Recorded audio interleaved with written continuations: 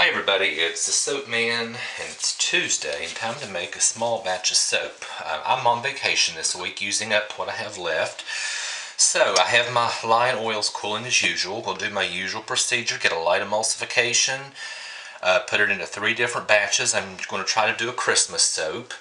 I'm going to use my silicone column mold. I have these on it because when you pound on it, it has a tendency to want to split open. That prevents it. Okay, I'm also going to be doing either later today or tomorrow another one with the same percentage of oils and the same color scheme, and I'm going to use my slab mold that my friend gave me. She knows that this is a hobby, not a business. She got a bigger and better mold and she wanted to help, so she donated it to me. I've used it a couple times. I love it. I'll show you what I have in just a minute. Now, the one problem I had is if you watch me, you know I generally cut my bars pretty thin because I only have so much to go around and I want to make sure everybody gets one. So I do cut mine pretty thin. A lot of you wonder and ask me that. Well, here's one of the bars I made. And it was actually it's too small. So I was in a conundrum, kind of what to do. So I went ahead, the last time I used it, just cut them in half, got 18 bars, and I got a nice thick bar. So I just decided the ones who will get it will have a nice bonus because they're going to have a nice thick bar, closer to what most of you cut yours.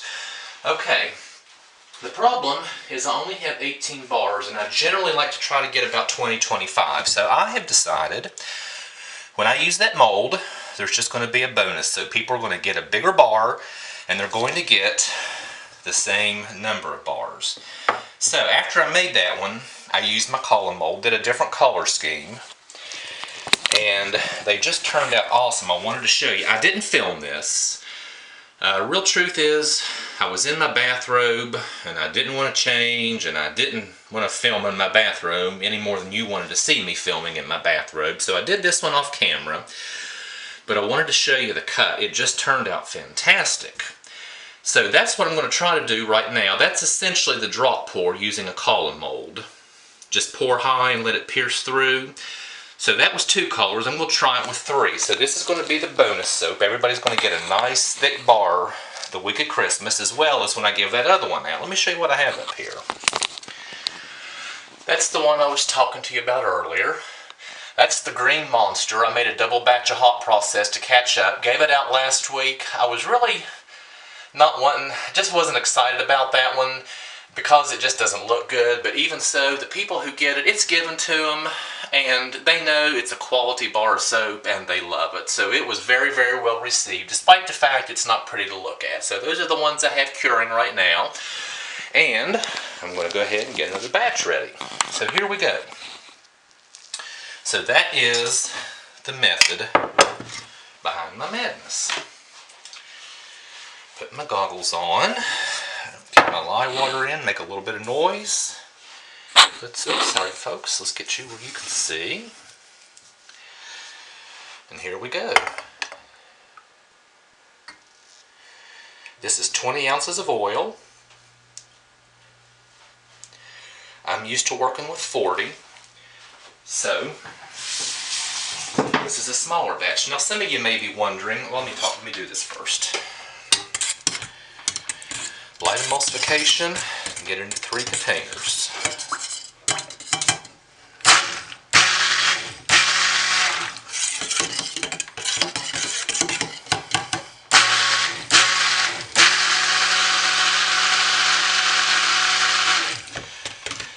That looks pretty good to start.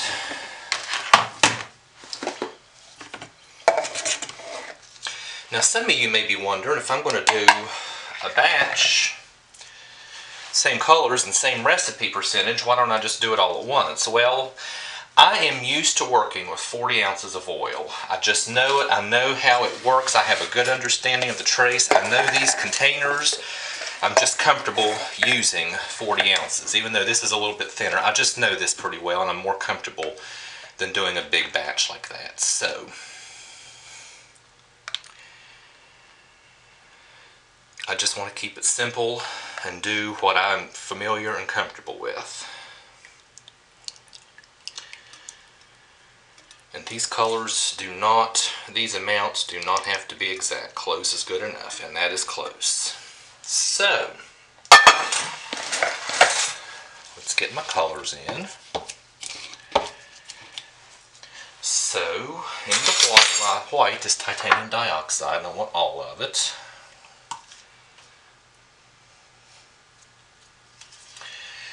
Let's see, the green, I want 2 teaspoons, and this is dispersed, obviously, in oil, and it's hydrated chromium green. These are all brambleberry colors. I want 2 teaspoons of this.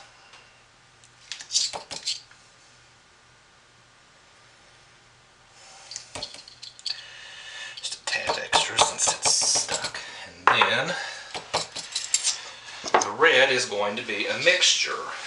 I'm going to have 1 teaspoon of Brambleberry's electric lemonade, or excuse me, electric bubble gum. It's hot pink basically.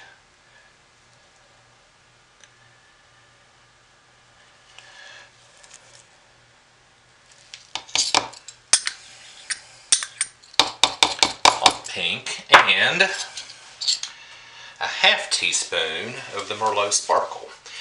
And this on Soap Queen gave a beautiful red. So I'm hoping I have the same result. ½ teaspoon of that.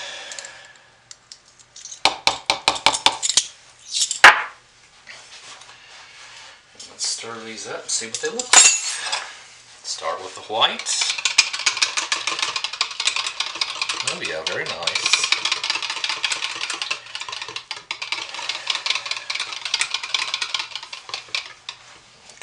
Let's go to the green.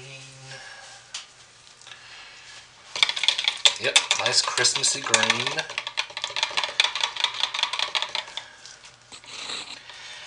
And the red. Okay, yeah, very nice bright red. Now, will it stay that way in cold process? So that's always the big if when you're using red. We will see. I have oil all over my hands now from that. Alright. I'm going to barely hit that with the stick blender because I see just a little bit of oil on top. Then I'm going to get my colors in. Let me get this oil off my hand just a second, folks.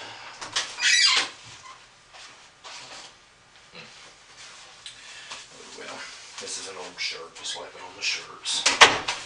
Alright, let me just barely hit it with the stick blender. Get it mixed a little better.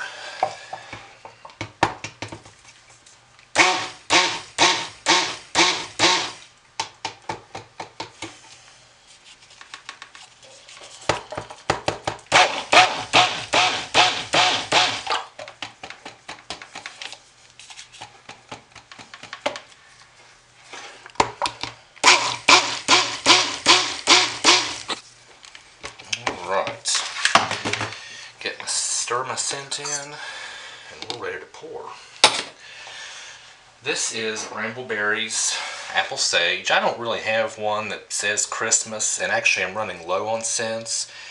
And for this, I need one that does not accelerate, that does not discolor, and that lasts a cold process. And this one definitely does.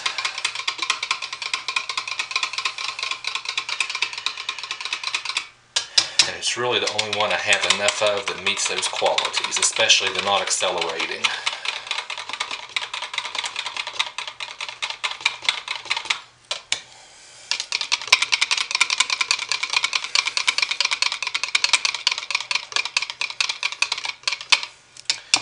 Alright, let's pour.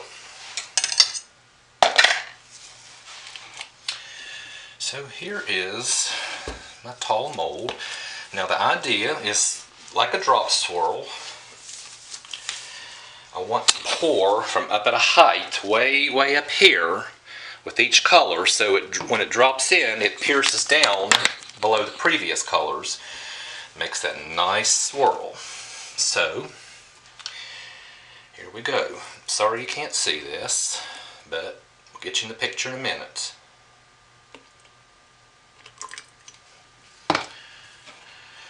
pour each for about a second, or about 3 seconds.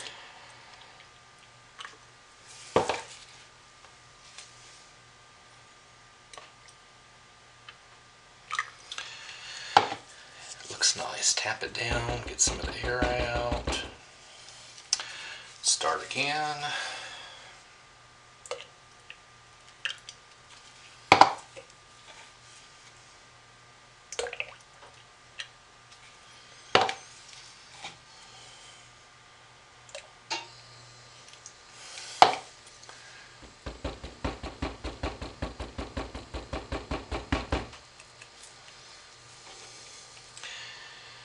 And the rest of it.